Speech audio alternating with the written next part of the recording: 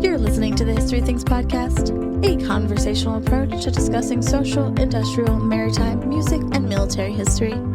Join us and our special guests as we dive down the rabbit holes of your favorite stories from the past. Follow the History Things Podcast on Spotify and Apple Podcasts or online at Facebook, Instagram, and YouTube. Be sure to leave a review and a 5-star rating on your favorite podcast app. Pat and Parker are coming right up. Thanks for listening. I hope you enjoy the show.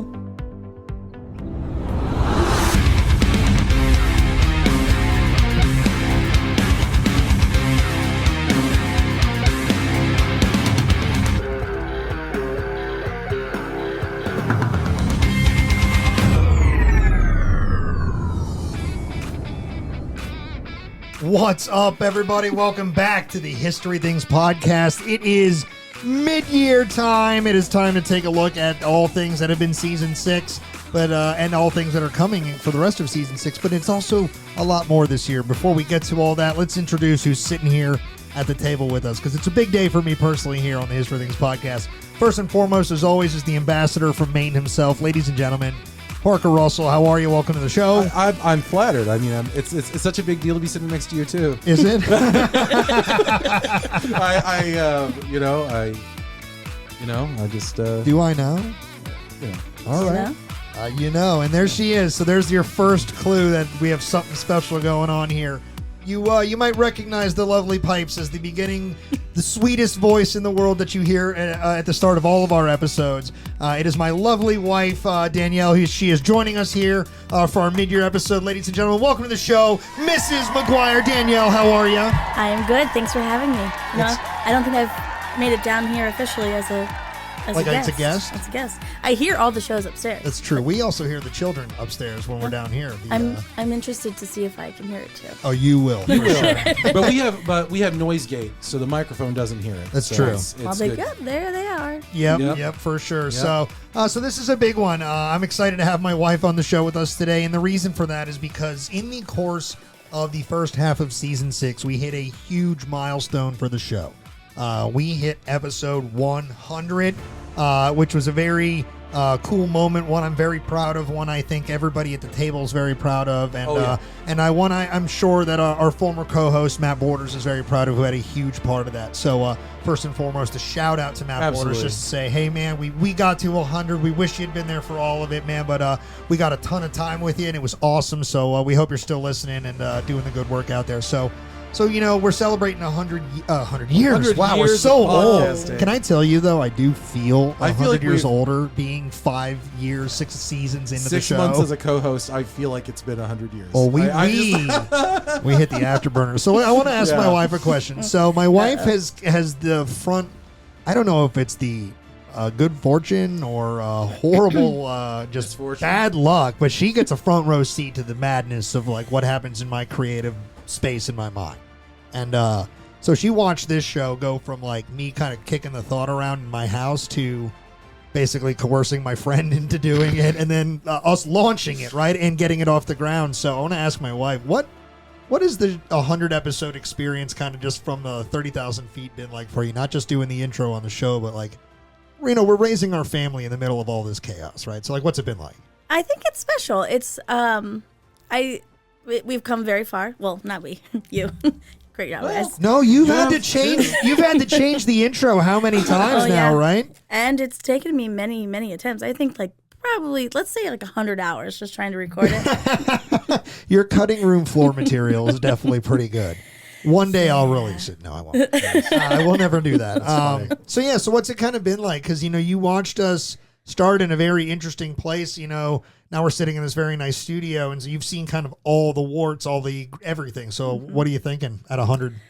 I think there's been so much growth, and I'm really proud of it. Like you came up with this idea, and we started in our townhouse in a spare bedroom. You guys, all three. Yes. 3 guys. Huddled in the room. Tiny just little 3 room. grown dudes hanging out in the closet. We call it the closet. Yeah, it was small. It was soundproof with all the history, living history. Like, reenacting Woolwits in there. Yeah. So very soundproof. And then we bought our house in 2020. Yeah. and you built this studio. So I mean, there's been so much progress, and we've rebuilt it. Right, Yeah. like the studio's been redone a whole bunch. It's really like three. This is on its third remodel, right? Oh yeah, I think we like redesigned it big time, and then like 6 months into that, I was like, Yeah, it's new time. plan. I'm moving the table. Revolutionary. We moved the table. It changed the whole room. You're pulling a me. Like every couple months, I need to is freshen things up. Remember that original table? That was beautiful. Yeah, and we still have it. still have like, it. It hasn't been I don't destroyed remember. because it was such a beautiful Oh, table. it was beautiful. That was the Eric Money special. That was the so Eric that Money was Oh, the so- podcast. Sorry, I thought you were talking about kitchen table. No. We are sitting at the original kitchen Yeah, this table is- of our yeah, house. this is your Like, table. this is You're the right. old kitchen You're right. table. Yeah. Our original podcast desk was the what Matt Callery and I called the Resolute desks Yeah. because they were twins of each other. Matt had the original one up there, and when we were sort of seeing how his studio was set up as we were expanding ours, I really liked that. And I was talking to the guy who happened to build it. You know, the good man himself, Eric right. Money. Love Right. Eric. And he was Money. like, "You want me to build one of those for you?" And I don't he think did. we can. I don't think we can acknowledge 100 episodes without Eric Money. Yeah, so Eric Money, definitely big hand, and he's been a guest of the show. Yep. We had a whole episode with him about Pennsylvania reserves, and he was very insightful when he joined us for our look back at September 11th, Yes. the terror attacks, when those hit the 20-year anniversary, which it's incredible to believe that we are already now closer to 25 years than we were to 20 years. Like, it's just time. It just keeps rolling. So I was just a we'll probably be coming back to that subject young producer back then. on 9/11. Or when we did the episode The about 9/11. episode. All right, sometimes you gotta clarify. Because look, Parker has a track record, right? I know my wife doesn't listen to the show all the time, but tell her about the Chickamauga thing when we were like, Do what's I have happening? to? We were talking about the Little Bighorn in Custer's Last Stand, Which is not in Georgia. not in Georgia. And I was talking about kind of like, I was like, oh, as a kid, I've been around to a couple of battlefields, but I was trying to say the first time it ever actually really hit me, like I started putting two and two together as to like who was standing what and who was doing where, was the one I drove by, the Little Bighorn. I was like, oh, I get it. Oh, okay. But he said Chickamauga, so And everybody at it the said- table's like, what the f*** are you talking about? and like, that's in Georgia. There's no Indians there. That's Yeah. that's Oh, Confederates. Duh. well, Well, yeah. that's Confederates and that's Union. Well, like, that's there were not the- Indians in Chickamauga. I know, if you want to get Chickamauga- technical, brother. Chickamauga is an Indian word. But you know what I'm saying in that. That's the American Civil War. That's I the know. blue and the gray. Right. God Right. damn, man. But no, yeah. I never, ever got the opportunity to clarify No, we just roasted what I was him saying, and moved it just on. roasted, and it just came back, and Calorie let me have it, rightfully so. Hey, Man, Calorie has dropped some shells on him this year. So, Oh, my gosh. this man's been developing his I podcast don't think Kevlar we can- really well. Parker's handled it great. I love Megan. I I really think some do. big names that we're about to bring I- up. I don't today. Oh, that's all we do is name drop. That's the only reason people think we're good at anything. We just fake it. Yeah, fake it till you make it. But Matt Callerie's another person who has helped us out a lot over the Absolutely. 100 years Absolutely. that we've been doing this show. That's right, 100 years. 100 years. So, all right, so let's talk about some of the things we've talked about in 100 years. We've kind of been all over the place. That's why we called the show the History Things Podcast. We wanted to... Was that why that is? Yeah, brother. So we wanted to kind of make sure that wherever we wanted to go, we had the ability to do without people thinking like, well, why is this type of show doing that? So, for me, just to get things kind of rolling, I immediately want to set you up to talk about the episode I'm sure you're about to lead off with or mention at some point. But I wanted to do a podcast, and I knew I wanted to do stuff, and I knew we were going to lead off with topics that were easy and familiar and kind of set us up softball style. So Maryland campaign right out of the gate, and then we went right into Fredericksburg, and that was, the fall and winter of 1862 in the American Civil War. That's my bread and butter, and I bow before the awesomeness that is Matt Borders as far as his bread and butter. That man knows so much about that campaign. It's incredible. But then we quickly started building something new for the show as a very young show, because we had not done much as a writing element, and we had all just kind of gotten put in our homes because COVID had just exploded, and we're like, what's happening? So the White Star Line episode got put into motion, and that really kind of set in motion for me, at least, as far as like what I wanted to do with this show, and what you guys are now seeing more of this season. We've done a lot more written kind of scripted narrative shows where we're a lot more on track, a little less riotousness. I don't know if that's the right word, but a little less craziness. Are you saying I'm less riotous than Matt Borders? I don't think so. I apologize. I don't think anybody can be less riotous than that. That man was a I miss good you. boy. He was a good boy. Matt Borders, Good boy. I miss you. Thank you for literally, I wouldn't have this chair if you hadn't sat in it first. So seriously, man. See, he says that like a hostage. He's like, I miss you. I'm just gonna blink randomly. I'm so scared. Are you Into the doing Morse camera. code? Does that help me? I'm definitely not doing Morse code. That would be cool if you actually knew how to do that, and that's what you were doing. Sure, that would. Hey, maybe an idea for the future. Maybe get Matt on as a guest. Yeah, we'll No, I've See, always. here's yeah, the thing. yeah, is I like, want that. Here's That'd the be thing. great. Is like I don't want to hear about Michigan. No, I'm just kidding. No. Or Maine. You can come back as a guest, Matt, as long as you don't Yeah, talk Matt about is absolutely going to be dollars. on this show as a guest at some point. That man is too fantastic of a storyteller just to send into the wind. We got to chase him down at some point. So, and who knows? It might happen sooner than later. So for me, it was White Star. We got going. I really enjoyed, kind of branching into a subject I've carried with me my whole life and got to know it a lot better through the process of approaching it as a more professional historian. Yeah. But that was kind of the first big one for me. What was the first big one for you, dude? I was going to say White Star. Yep. Yeah. Which Which we worked together with you on. the three of us worked tirelessly on that one for a series of months. That was great. I'd obviously known you and Matt for a while until then, but this was the first real big project as far as like collaborative that I did with you. And We'd only really done living history together at that point. And I learned so much from both you and Matt about the researching process for what we were doing. I learned a lot.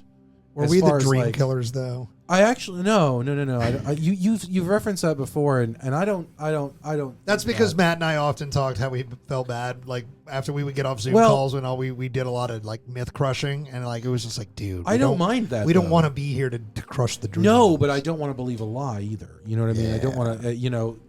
Let's ask my wife a quick question. Yeah. Let's Hello. talk about Titanic. I was gonna say, how do we have an episode about 100? What's 100 your- episodes without Yeah, Titanic. Well, it's on the wall. He's sitting I mean, next to the guy that founded the It company. gave us Backy. The White Star episode gave us Thomas Backy. So I'm gonna throw a softball here. I know what he's gonna do here. God. When you think about Titanic, what comes to mind, sweetheart? It's such a great love story. There it is. Jack and Rose, like such great songs, such iconic songs. So were on. you disappointed in our episode when that was not the spine of our Titanic episode? Yes, like you should have been focusing on Jack and Rose. I don't know why you didn't. You're maybe next time. And I was a little heartbroken when it's not they're not real people. I know. I know. You had Do you to know? break my heart. You know what I was heartbroken about? When the people who were the real people were nothing like the myths that they were talked about. And that's Oh, what I yeah. learned. I mean, like, Yeah. Ismay, for Ismay is example, a great example, yeah. I grew up kind of hating this guy. And I say it now, I said it back then, I owe him a historical apology. Yeah, you because do. of my you especially do. Well, yeah, I mean, You were rude. I was pretty rude. You were real rude. But you're told all these things about this guy, and then you realize it was all just garbage. I mean, So do you know who Bruce Ismay is from the movie? Could you pick out his character? I can describe him and you'll pick him out, but like, do you have him in your mind without any description? Like that's his real name. Like so Jay Bruce Ismay. this guy's son, the real life guy, he is represented in the movie via an actor. No, tell me which. So- Describe the actor. So he's in a lifeboat. He's got a big mustache, kind of like Wilhelm II. Well, he's the guy that basically owns the he- ship, that he's- pressures the captain. Murdoch. No, Not Murdoch Murdoch. is first officer. That's an officer. He's the guy that's like, is he a passenger? Who is he? He's the one that gets like embarrassed at the table. Was that good? Did you like That's that? good. He's your quintessential mustache twirling villain. Yes. I think I know who you're talking about. Remember, he's the one that's like, wouldn't go out with a bang, EJ. He wants him to go faster and shit. Yes. Yeah, yes. okay, yes. that Yes. guy. So that's in real life. That's supposed to be Jay Bruce Ismay. Yeah. And there was all these rumors about him. Anything from basically accusing him of murder, like second or third degree murder, which is just not true. It's just simply not true. Well, so the big thing is he And gets off the boat, right? He's guilty of one crime really, and that's living. And it's So do you remember the scene in the movie where he gets off the boat by chance? He's kind of dressed in like a night robe, and the officer sees him and then lower away. Yeah, he doesn't make eye contact. Yeah. And he's just sitting there, and then he turns around and looks at the ship. So they're like implying like this cowardly thing, right? Yeah. So that was the biggest thing that Parker was like crushed to find out. I don't want to say crushed, but like Parker and I, we navigated It was a real hard course there because like that's not what happened. Well, and so many people believed it. And, Right. you know, and I mean, I didn't come up with that idea on my own. I'm not, Right. you know, I wasn't just some sort of freak sitting No, around no. I know, and we were, and that's why we were like trying to be delicate. mean, We're like, we're not Felt attacking attacked you. right there. We're- Just felt so attacked. Yeah, no. He did, not me. He did. Yeah, no. Parker's very into this What is subject. this? He's intense. Yeah. But no, so that whole thing. Interestingly, though, over the years that since then, I still doubled down on Stanley Lord having some not culpability, not doing anything The illegal. captain of the the Californian. Yeah. That guy made The ship that could have helped. the ship that could have helped, and the argument against it is, oh well, you know, if the California went over there, not every life would have been saved. Well, of course not. I mean, do you know that within the Titanic hitting the iceberg, like probably before Thomas Andrews made it to the bridge, there were already victims of the Titanic who were crushed underneath mailbags and drowned in the mailroom. Probably in those, like, however long it takes you to be crushed and drowned, 2 minutes, whatever. That in that period of time, Titanic had already claimed lives. So the idea that the Californian, it doesn't matter if the Californian went over or not because they couldn't have saved every life. Right. I mean, you know, Right. I mean, there's so many layers to it, and it's. So we are going to anyway. come back. I think we've already announced it, kind of soft announced it in soft an episode. announcement. But next season we are going to come back to the story of Titanic because there have been many updates to the story. Some Titanic tragic. has now claimed a few more lives. Yeah, the death toll has gone up. There has also been probably the most comprehensive single digital study ever done of the Titanic. We've the new documentary that's out on Nat Geo that just blows your mind with the It's full better- scale digital yeah. it's better than. oh being I there. can't wait to talk about it in depth, but it's crazy. We've learned so much about what has actually happened. Yeah. And the one thing I'll say in here, was it wild because I know you've watched it. I know you've watched me watch it. Have you actually watched it yet? The documentary. Yeah. Just bits and pieces. So what we have right now, folks, this is a reaction to a reaction video. Danielle, will you please describe Pat's reaction? Will you now react to his reaction? That's Or fine. reacting to the Nat Geo documentary?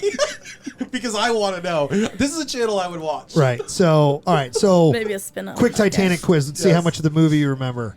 How many watertight compartments can Titanic handle and not sink? 5. Oh, that is incorrect. 6. No, it can handle 4. If 5 floods, she sinks. 4, not 5. Remember, Thomas Andrews, terrible I guess I need Irish to accent. watch the movie again. Google it in real time because we can edit out the dead space. Google it in real time. 4 can flood, 5 kills her. 4. You're right. Right, all right, so- He watched the documentary. He knows the Yeah. answer. No, I was- He's like, I got this. I I've- know what I'm talking First of all, about. not only have I watched this documentary, I've watched it several times. Nice. I think it's incredible. Sorry, so So four for the record, 6 in my head because 6 is what flooded. 6 is what floods. That's cool. where the number. Sorry, comes so Yeah. check this out. Right, so the 6 compartments that end up flooding. Right, so imagine the slit debris. The slit damage that goes along it. Right, there is 4 compartments. Yes, but more like.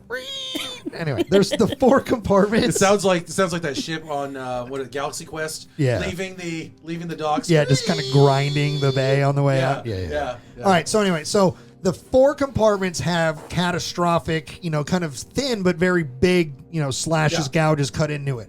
So if you isolate those 4, the ship's going to be in bad shape but will survive. Maybe even not even total loss of life, or I'm sorry, maybe not even a loss of life type of situation. It'll just flood. Probably the first. The Again, people- I don't want to speculate on that right now. All right. We'll get there, but this is something that would be incredibly manageable Yeah. as far as a survival situation. So the 6 that end up flooding, what happens? So the 2 compartments that flank the 4, so the one on the left and the one on the right of the 4 that take the big chunk of damage, the equivalent, the sizes in those 2 compartments, there's a single patch in one and a single patch in the other. Do you know how big those 2, if you put them together, how big those 2 holes would be? Take 2 sheets of paper and put them side by side. Yeah. That is the amount of damage that doomed Titanic. Oh, wow. Like those 4 that You have mean the big- Olympic? Yeah, you're I'm right. just kidding. No, we will come back to that, I guess. We but will. think about the fact that there's like in the movie they show it, that big cut through the ship that goes across 4. Yeah. You could manage that. But because the 6, the 6 and the 1, I guess the front and the back ones have those small little paper size, like I'm not talking thin, but like the broad face of like Oh, an yeah. 8x10 sheet or whatever. That's what doomed it. 1,500 people. How crazy is that? And they also proved that if they rammed the iceberg, it would have been catastrophic, but you would have lost like maybe only 300 people. Yeah, a couple hundred people. And most of them crew. And, Unfortunately, not to caveat that as good, but just I mean, just let the crew members dying left and right. It's a but great cruise. Let's be real. This is early 20th century America. Workers are just whatever. Just throw them down the mine. No, I'm just kidding. But I'm not actually kidding. That's literally. Are you talking about the first part of the 20th century or the first part of the 21st century? Because we're kind of in the new Gilded Age now. I don't know if you noticed or not. The answer is yes. Yes. So anyway, all right. So moving on from Titanic, White Star, because that's just kind of what to get the conversation going. I know that was special to all of us, and I know that was something that could get you going because I know you've watched the movie. Yeah. Were you surprised that the ship sank? Lady in the movie theater behind me was. It was the weirdest thing. Are you serious? As a kid. Yep. 100%. Ask my stepmother about this because my stepmother almost lost it in the worst laughter ever. Yeah, the woman behind us, she was like, "I'm just so sad. I didn't know the ship sank," and like my stepmother just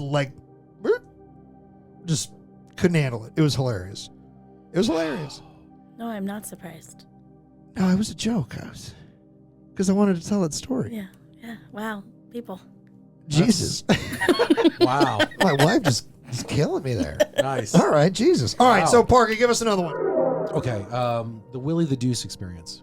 The whole, just like The whole getting the letter first, like or the from email? the writing, yeah, from the initial contact to the writing, to the me recording it solo, to all the times it's just kind of weaved its way throughout. First of all, Wilhelm II ends up in a lot of history stuff. We've performed that song, and that on was other ultimately that was when we performed it on Addressing Gettysburg. That was the first time we played it together, and that was the first time we played it live. I'm pretty sure you can tell it's the first time we played it together. Well, I think I am all over the map on that song. Well, it sounded fine, and it sounded passable for sure. You were great. You're fantastic. Patrick yes, let me right. listen to it, and I was like, I'm not surprised Parker was able to do this. Yep. No, you're very talented. Well, thank you very much. He's very talented. Like, of course it's Parker doing this. Not only are you a silly bitch, you're really talented. Well, you're like a really talented guy. So is that why you keep me around? No. Honey, do you know where that even came from? I feel like you've mentioned this once or twice. Like the hate mail that we got where the guy like loved our show but wanted me to change everything about it. Yeah. I remember that. And we were driving back from the dollar store. And he hated I said Willie the Deuce in an episode. Yes, in I remember. Titanic episode. Oh yeah, it was that's in where that we introduced episode. it. We introduced that. He didn't hate Backy, which is a real nickname, but he hated Willie, which was also a real nickname. nickname. By the way, Willie is how he signed his. Just history lesson. No, keep it short. This one's a long one. Keep that one short. Wilhelm II signed letters as Willie to his cousin Nicky, who is who? Nicholas II of Russia. Nicky the Deuce. Nicky the Deuce of Russia. The Romanovs. They referred to themselves as Willie and Nicky. This is not a slight. So I didn't make it up. And it's nothing he made up. You just raged. And love your also show. Hate everything about it. Yeah. F you. Yeah. Stop making jokes like that. Yeah. I was like, oh, okay. Well, also, and I mentioned, I don't know if I mentioned this or not to you, but I found out through an interview with Jay Leno that Henry Ford II. You interviewed Jay Leno? No, an interview that I watched. This is what it sounded like. Yeah. This is Chickamauga all over again, isn't it? This is Chickamauga. I'm not gonna all lie. over again. I thought you interviewed Jay. I was like, And how's he doing? Really upset. Wasn't he burned recently? Isn't he all right? He's doing great. He's doing crispy. Great. So, but no, there was an interview I was watching with Jay Leno. Henry Ford II, his nickname, Hank the Deuce. This is a common thing, for people to be called the Deuce the Second, and then that's where Willie the Deuce came from. And I remember we were going to the dollar store for something. I think something for in here. We just needed a part of some sort, and we were driving back in your truck. And I said, "Man." Oh, I was muted. It felt good to be in that truck, didn't it? It did feel good to be in that truck. I miss it. Yeah. That was a slight towards me. It was not a slight. Well, no, I was going to say, it wasn't a slight. Do you know? Do you know? We know we missed the truck. Do you know? I missed the truck when it was running. When it was driving. To be very fair, it never died. It just was in the process of dying. It ran the whole time. Is it like disco? It never died. Never faded away, man. No, it died. I'm going to have nightmares now. Of me dancing. Disco Parker. Parker. That was a whole thing. That's going to be my new podcast. Hey, you look great when you dance, though, babe. Jeez. Wow. All right. Yeah, Parker, leave. I gotta. But yeah. Hey, all right. I figured this was going to happen. Hey, baby. Okay. All right. But yeah, no, we were sitting in that. Now, of course, my headphones are all messed up. Anyway, we were sitting in the truck, driving back from some Dollar General, like somewhere. In the every one in country. literally the one in our town. Right. Yeah. And I said, I wish we could come up with a song that was just like Willie the Deuce. I wish we could come up with that. We said do it, and then Next day, I went home, and it just kind of hit me like that old was it Jimmy Dean? Like yeah. Big Bad You John, went Western, and I was like, wow. Johnny Cash, and I didn't care because it was like C.W. I'm McCall. into it. I'm into it. Yeah, and his mama's name was Vicky. And it just became. Oh, that's the wrong one. That's X-Files. This is you. Did you load this up on purpose? No, knowing this is you on were gonna the talk about This it? is on the board. We mentioned Willie the Deuce so often. Got it. His mama's name was Vicky. No, you did the live one was too. Queen Vic. Soon all of Britain would be calling him a dick. Big dick. He was called the king of Prussia. 5.5 foot tall. 5.5 foot tall. And these are just, oh yeah, that's a Telecaster right there. German Kaisers. That's a one and only Fender Telecaster. Last one of them all. Yeah, man. Yeah, we love this song, and so we've taken this on the road, right? Played it. Yeah, we've played it live. Playing it live on Addressing Gettysburg. High point from my show career, high point of my career in general, because love this show, love Addressing Gettysburg, and playing that live on that show was a great moment. So thanks, Matt, for letting us do that. That also kind of got the ball rolling on that we could add music into the fold of what our show does, right? Right, and you know what I love not about even that always song? silly. And I don't know if you know this or not. Matt Borders did not realize that was me singing it. That is very true. I played that for Matt without any sort of heads up. I was like, dude, check out this hilarious song about Kaiser II. And he was like, this is hilarious. And then I told him it was Parker, and like he didn't get it. He was like, no. Well, he didn't get it. And then we ended up either talking about it in person. It was in the studio. Or We it- yeah. recorded. It was for the mid-year episode for... And then Parker and I 20, started whatever it talking was. about it. And he was like, wait, you record? We were like, yes. It's He's a- literally me. It sounds like you. Oh, You yeah. Of can't course. miss I mean, it. listen. Oh, wow. Do it live. Do it live? Willie the Dude. Yeah. Fine, we'll do it live. Anyway. Willie the Dude. I just love that you took a very negative email that you Yeah. received and you made it something very positive that you still reference to this day. Oh, we had Yeah. so much fun Me- with it. I wonder And if that's the thing. I just love that about That's it. actually, I have to it's- give a shout out to the Frederick News Post because they inspired that with their local politician response letter, which, Oh, that's right. I've told it a bunch. The guy's name's Kirby DeLauder. You can do that. So anyway, yeah, they wrote a great article about him, but it was hilarious, and I loved the way they approached this whole beef, and I was like, you know what? He hated that we said it. Let's just say it 1,000 times in the song. Right. Great job, I wonder Parker. if he's still Home run. listening and was I like, hope so. that was 100% is. 100% is. Has he sent more nasty emails? No. No? Nice No, emails. he's been well behaved and we've loved it. But I can confirm 100% that he is still a listener of the show. And I'm super grateful that he's been able to continue listening and Yeah, take the joke. 'cause And if he has been unaware the joke has been on him, well, guess what, buddy? It's on you. But I love you because you I inspired a actually- beautiful thing for us. Thanks for being such a great inspiration. It's It's called gone art- very far. Yeah. Yeah, I mean, it's called Art Through Yeah, Adversity. just have fun. If yeah. he had never said that, we never would have come up with this funny thing. And honestly, like, I mean, if so you, look, people learn in different ways, right? If somebody learns something from this silly song or from any of the silly songs that we do, because we have a few more silly yeah, songs. you did research for that. So, like, you didn't say anything. Like, No, when you were everything talking in that song is true. historical was on the level. Yeah. His Even the mother's name orange was- juice part. The orange juice part. Sometimes when I'm walking down an aisle full of frozen orange juice, Yeah. I Sing the stop song. to concentrate on Willie the Deuce. On Willie the Concentrate. Deuce, Get it yeah. frozen, concentrate. Yes. It's an orange Man, juice. joke. okay, He's a so little good. pre-story. Okay. We had dinner upstairs before recording the show, Oh, yeah. and the dad jokes that have already started, Oh, yeah. they just keep coming. They There's- don't stop. There's a couple of dads here. Oh, gosh. My favorite part of dinner upstairs was you just casually assuming everybody goes to Guitar Center. You're like totally a This vent. man looks at my wife and my mother-in-law, and he's like, "So you know when you walk into Guitar Center?" And I'm like, "You And know, then I babe." realized, What I did I just- say? I said to my wife, I said, "Do you know, babe? You just when you walk into Guitar Center." Yep. Well, you know what Guitar Center's like, and I was like, actually, no, probably like 9/10 of the people in this room do not know what Guitar Center's My like. wife has experienced the most restrained guitar purchasing of my entire life. I've only purchased 2 instruments in our entire time together as a couple, and I can Wow. tell you that is so impressive for how I used to buy guitars. How It's many nuts. did you bring into this relationship? The ones that I've had through my life that are meaningful and I've acquired when I was mass You purchasing. mean the ones on the other side of this Hanging wall? on the other side of this wall. Yeah. Literally like a foot apart, if that. Because I shred. There's yeah. Yeah, just like Just that. like that. Just like that. Wow. We were rocking out as a family last night. It was fun. Yeah? Man. We were doing Nice. the emo, all the My Chemical Romance. It was great. Oh, yes. I was showing my kids the dark side last night. Very nice. It's like welcome to emo. Yeah. All What right, about so you? What's another one for you? So with music always being a part of the show, having been just kind of something we talked about, we connected to history through music a bunch and talking about these famous songs. That was the one that really got, and even though it's all you, it really got the we can play as part of our show. And the first move was going into something serious. So another thing for me would be the Edmund Fitzgerald episode, which we did last season on your list as well. Dude, this is we're a lot alike. We are. So that one was special because that's a song I love. We mentioned that one all the way in season 1 Yes. when Matt was talking about some songs that he liked that were historically themed. That was one that was kind of regional for him growing up in Michigan. So, that was one of that he grew up with. Yeah. You and I, obviously, Gordon Lightfoot being such a big part of your life musically. Yeah.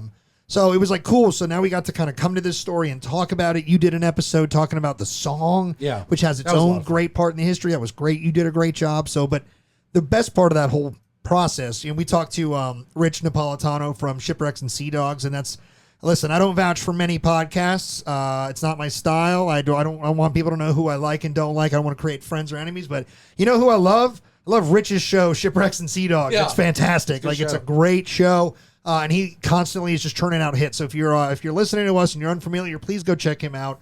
He did a great one with us about the wreck of the Edmund Fitzgerald. But then we got to play the song. We said, you know what? Why don't we try our hand at a rendition of it? And we did it. We added a little bit of a different flavor because, I come from more of a heavy metal background. Now, I didn't shred all over this song, but I didn't play the straight ahead lead. You'll recognize it, but we had a fun time and Right. We threw a little dirt on there. super well received. That's Really a good. great way to describe that.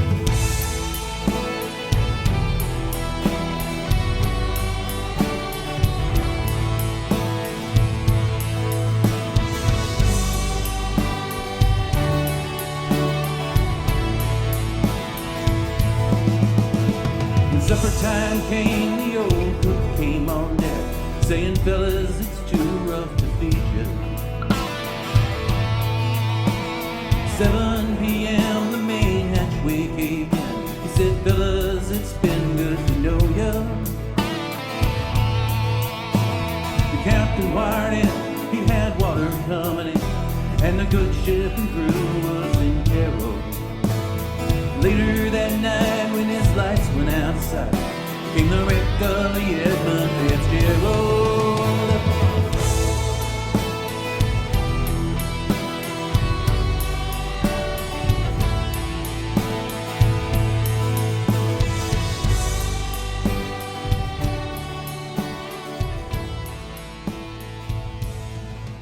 And then my wife had to listen to 1,000 different versions of the edit because we'd recorded it and then it was like the bass is loud, the bass is quiet, the guitars are loud, guitars are quiet, the banjo's loud, the banjo's quiet.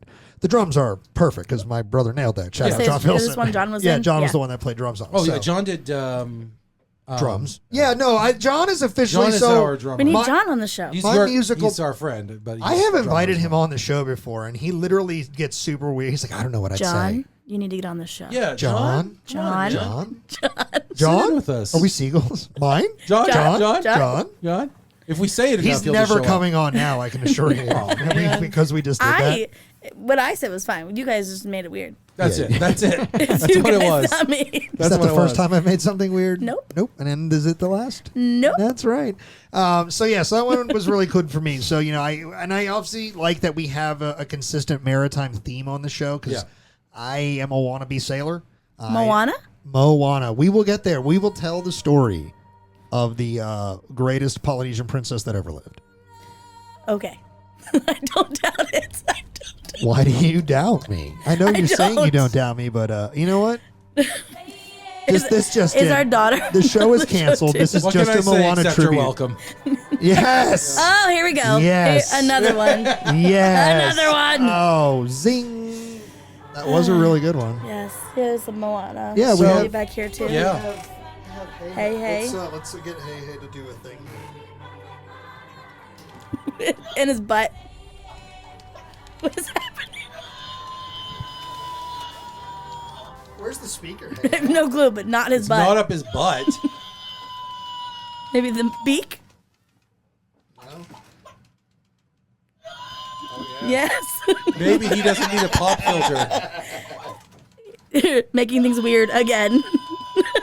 And that was when the History Things podcast was canceled.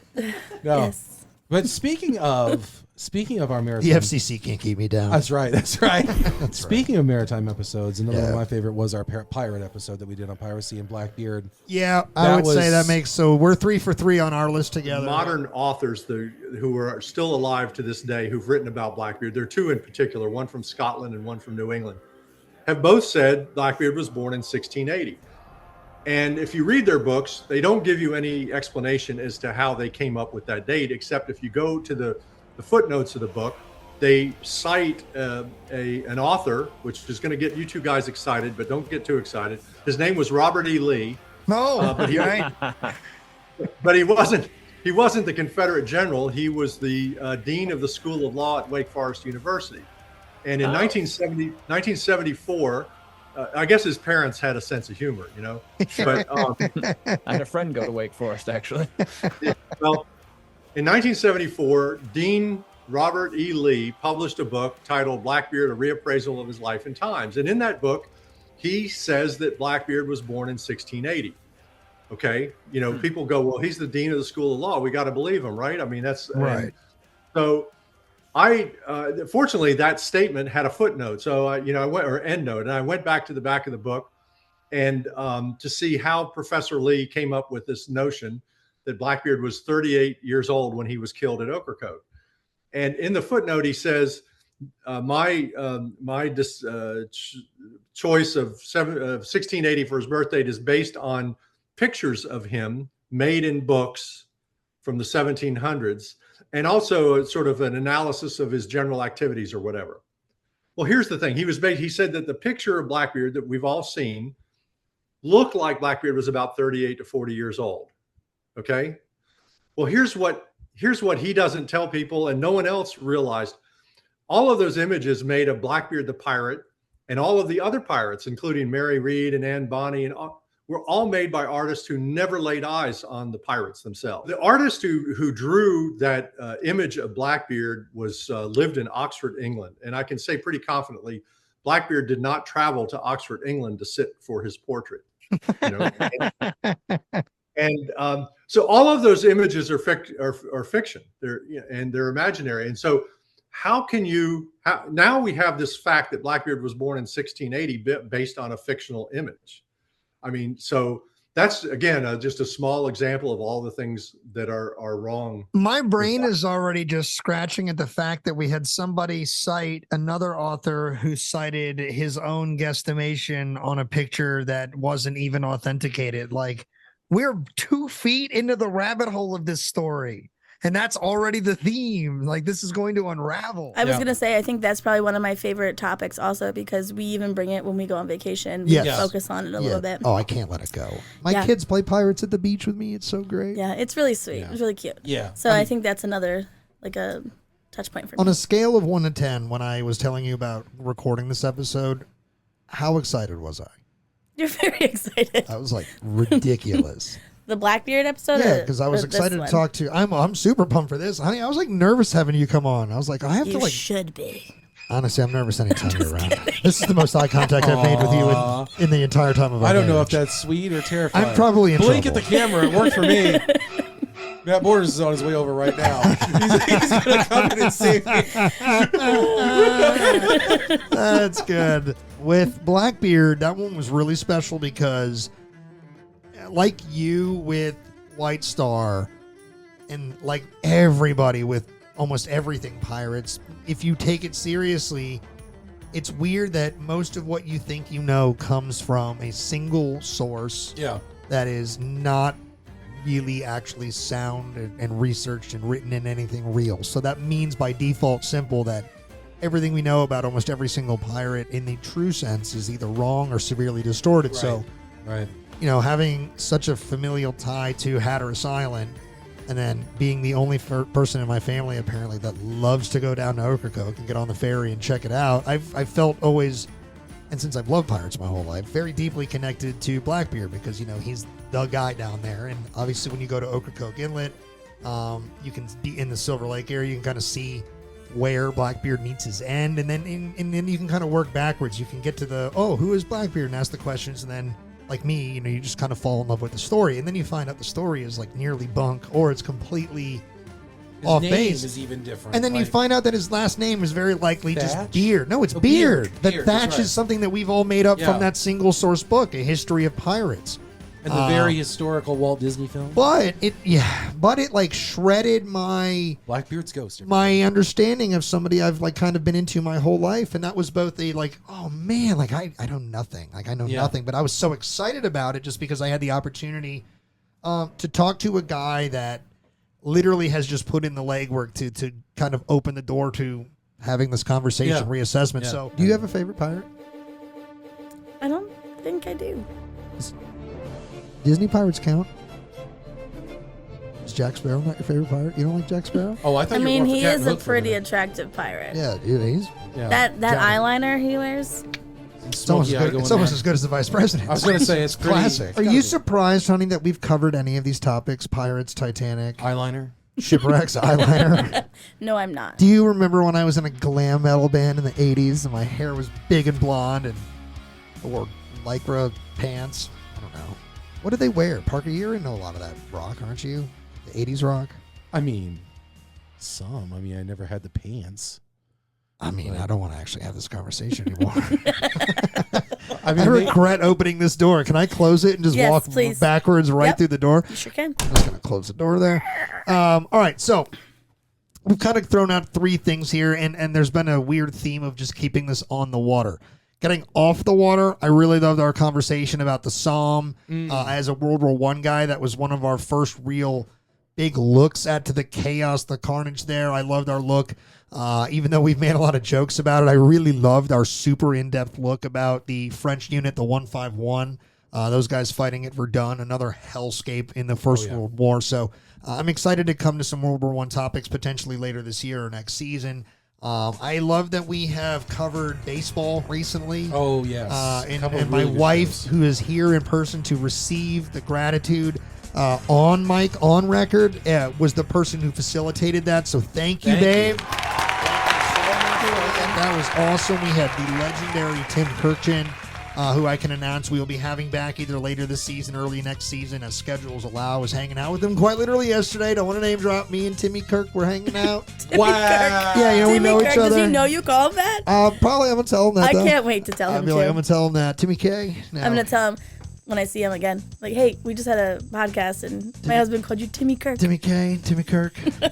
The GOAT. You could just say I called him the GOAT. We're going to have the legendary Tim Kirkchin, and I hope we can get his son Jeff back on. Maybe we can get them together back as is this a great game or what?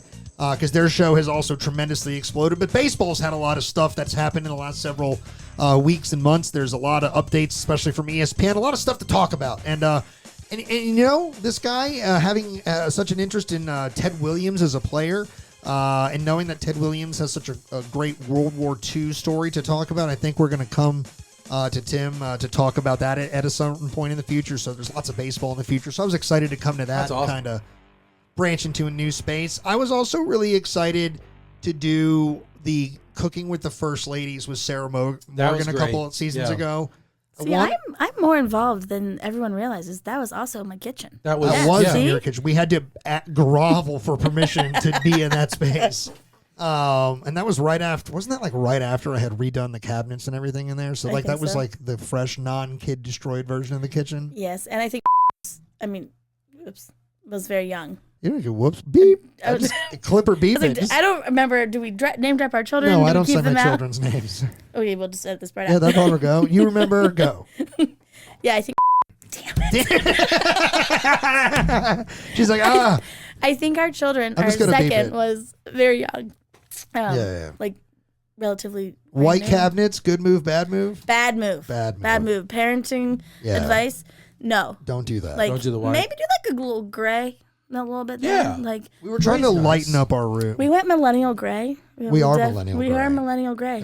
When I am growing a beard, have you seen it? I like it. Oh, yes. Yeah, Megan so I'm Morgan. millennial grays. That's that. Wow, millennial Yeah. gray. But that it's has like a thing. wizards. It's true. We It's a are thing. millennial You know how you make grays. fun of beige? They're starting to make fun of our demographic because we like this ocean's driftwood kind of gray all the time on everything. Well, what so, do they like?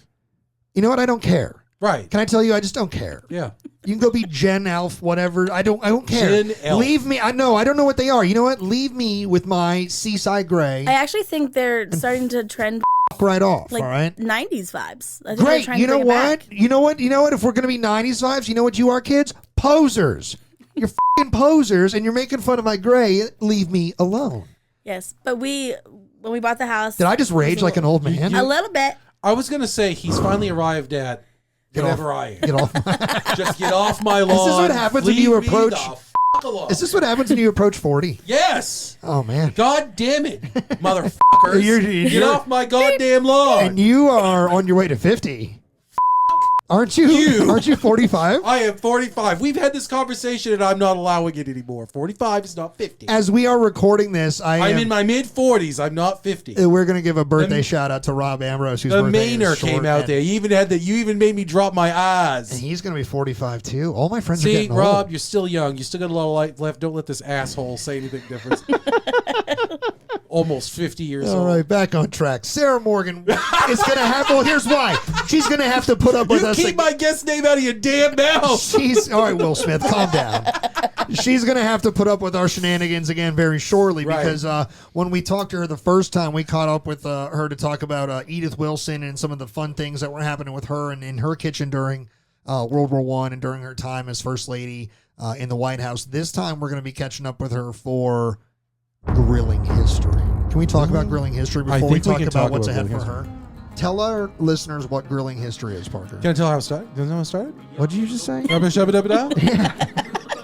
What did you just say? You all know what I said. Do you want me to start? I think is what he said. Yeah. Do you want me to like right from the beginning, like how it started? No, just Yes. like what is it?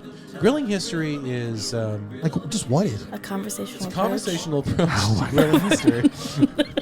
Did you just read that off the TV? close friend of No, mine- I have this speech. I A have close the friend of mine problem. once said, Conversational approach to historical storytelling. storytelling. But grilling history is a conversational approach too. Grilling history. Oh.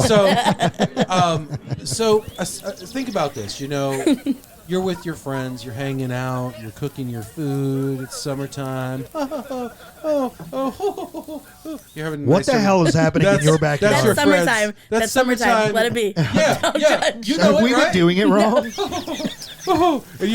your pinkies are out, right? We just like have beers and stand around a fire and enjoy the weather and our children. Parker, what are you doing in your backyard? acting like a douchebag. Apparently, His children are much older than our children. That's right. that's true. That's true. It's different eras. So, It's you know, mid-40s. we actually literally do like we. She gonna cut you. 40s. That's Sorry, go hilarious. ahead. Anyway, yeah, no, it's all right. So who am I? What am I? What am I talking about? Grilling history. Grilling Telling history. our listeners did it in a start? succinct way what this is. What do we do? What the point of it is. So I want you to picture like standing. No, around, don't tell me a story. What do we do it? We stand around, we grill meats, And and we talk about history. yes, isn't that the best? Picture. I was Oh, trying God. to say is picture. You know, you have your friends. I don't out. have the main music, the coffee music queued up. You can add it in post, Bill O'Reilly. All right, fine, do it. So you have you imagine your friends are coming out, you know, and you're standing around and you're grilling and you're having a great time and you're acting like a douchebag in your backyard like I am Yeah. apparently. Woo, woo, And oh, you're just talking with your oh, friends. oh, oh. It's a beautiful day over Wiscasset Valley. Oh my God. The sun comes up and the smell of charcoal fills the air. That's time for Maine roast coffee. Maine There's roast me coffee. There's cracking me. a beer, wondering when the story will be over. And then, but basically, grilling history is Yeah. just that. We're going to some of our friends, some of our guests, Oh, because who are we never historians, stop. because we never stop. Now, one thing happened 2 days ago when we were filming, and as we were getting ready, we were setting up, we were getting ready to do an episode of Grilling History with our friend Travis Shaw, Yeah. and we were getting ready to film about one totally, topic. We had the Okay. topic, and then all of a sudden, you two just start talking about some other topic, like some other historical topic. Not Patrick. No, Not any of us. no. Not any of us. But I know you the best. Oh, that's true. You're married But it to was, me. That's true. but it was, but it was true though. It was like I was like, and I don't know if it'll ever end up on anything or not. It's going to end up on a cutting room floor somewhere. But we were rolling. Yeah, I don't know. And I was like, look, if you ever wonder, is this real? Is this fake? This is real. Like, we really do just stand around when we're cooking, when Dude, we're we never stop talking about history. We just interpret it to our friends. We interpret it like my wife doesn't even ask for it. I get my wife if we had a podcast, it would be called Unsolicited History. The amount of shit I tell her she didn't ask for. Right. She's like, "Great, honey, we're just driving down the road." And I'm like, "Over here." This is true. Very true. Yeah. So, just to be clear, you stand around the grills with your special guests and dive down the rabbit holes of your favorite stories from the past? That is correct. Okay. Just wanted to make sure. And make sure to like and subscribe to your, what is it, the special history lover in your life or whatever it is? Make sure to click like and share with the podcast with your favorite histories of your life in your life. History lovers. History lover. Sorry, that was a new line. I'm still learning it. Yeah. This is twice I've tried it. When we were trying to find the spirit of your voice for that, what did we settle on? What kind of voice was that? I don't know. I think it was a little sexy. Like a little sexy, sassy customer service voice. Welcome to the History Things podcast. You do sound hot. So hot. Right, so like Parker said, right, we hang out as friends. We do it professionally. We're always talking history. And at a certain point where it's a backyard barbecue and we're just doing the same thing. So we're like, what if we just film it? And you've told us in a story. We've done the pilot episode with you. We've just done Travis, like you said. We have a big one with Rich Condon coming up. But I brought up Sarah Morgan because we're doing another round of cooking with Sarah Morgan. And I'm tremendously excited for this. We are about to actually go into the logistics phase of the planning because Sarah's in a different time zone. This is going to be the biggest backyard you've ever seen. Yeah, everybody, we're going to have to send the food through your Star Trek teleporter thing. It's a transporter beam.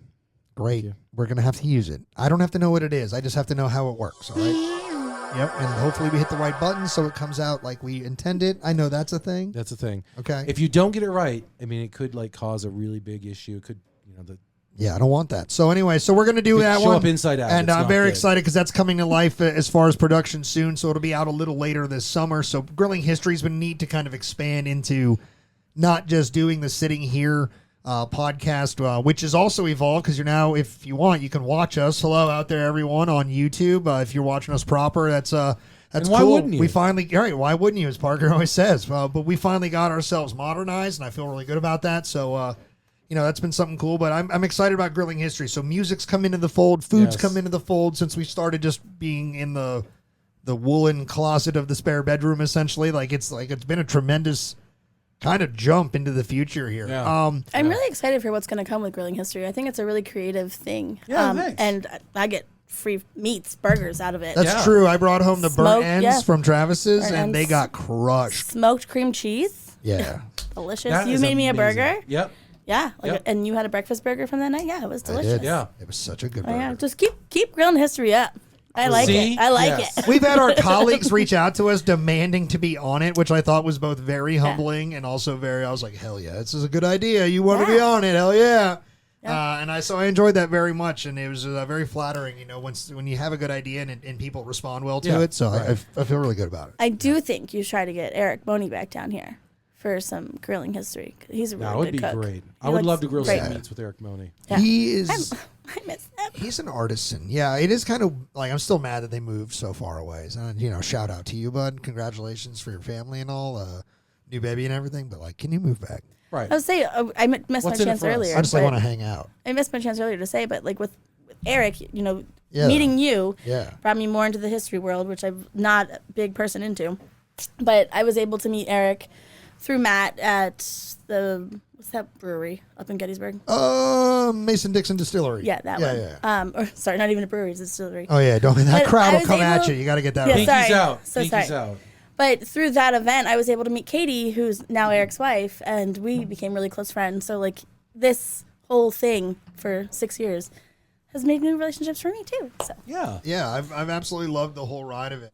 So I wanted to ask you because you just brought up that prior to meeting Eric and Eric and Katie and Matt Calorie. and Matt Callyer and all them, that, you weren't really big into history. Did you have any interest in history? Did you have any sort of like any topic at all, anywhere globally, locally, that was just like, I'm not big into history, but if I have to, this is something I'm interested in? Was there anything like that? So actually, in high school, I believe it was 10th grade, my history teacher we're learning about World War II. And actually Pearl Harbor was something that was really interesting to me. And then, Here we go. I know where this is going. Also a great love story. Yes. Not a I was great gonna love say, story. the movie, is this- a great love story. No, Sounds not a great interesting. love story. Interesting. It's not even about the love story. Bro code violations left and right. Yeah, fair. Very sad story. Yeah, But- Pearl Harbor, it was a terrible day. It actually lived in infamy. It I lived in understand. infamy, yeah. But that was the one, as sad as it is, like that was the one topic that was really like drew my attention and kind of brought me to World War II.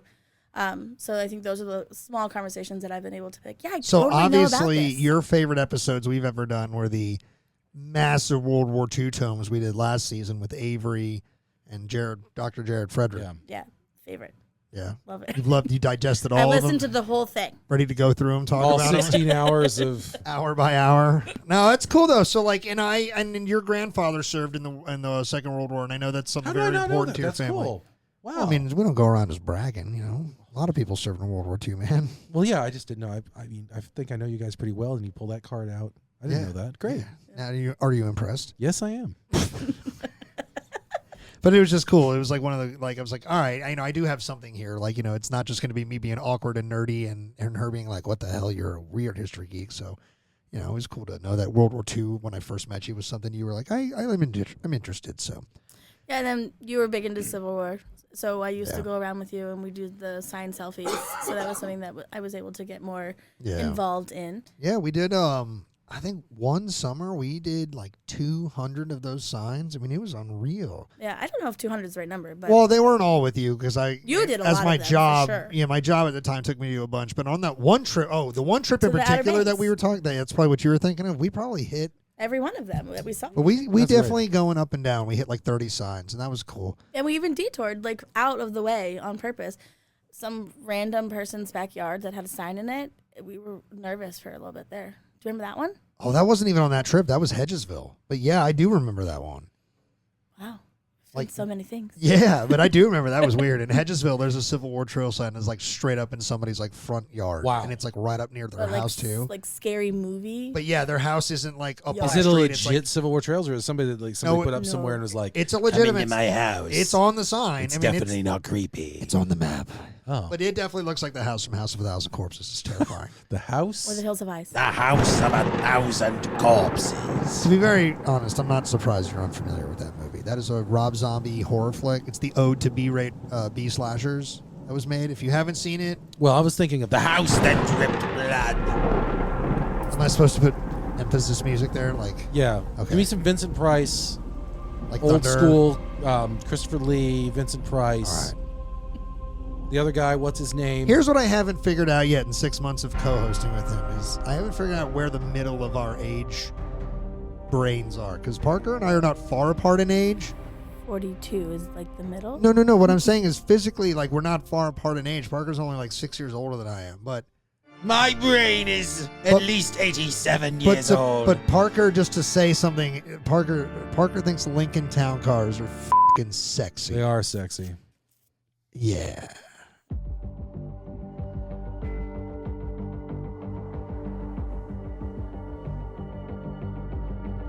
I've been driving a Lincoln since long before anybody paid me to drive one. I didn't do it to be cool. I didn't do it to make a statement. I just liked it.